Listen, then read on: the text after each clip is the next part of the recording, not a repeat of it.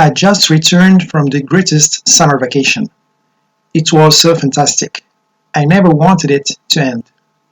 I spent 8 days in Paris, France.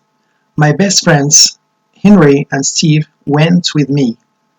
We had a beautiful hotel room in the Latin Quarter, and it wasn't even expensive. We had a balcony with a wonderful view. We visited many famous tourist places. My favorite was the Louvre, a well-known museum. I was always interested in art, so that was a special treat for me. The museum is so huge you could spend weeks there. Henry got tired walking around the museum and said enough, I need to take a break and rest. We took lots of breaks and sat in cafes along the river Seine.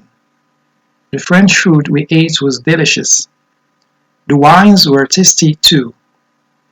Steve's favorite part of the vacation was the hotel breakfast. He said he would be happy if he could eat croissants like those forever. We had so much fun that we are already talking about our next vacation.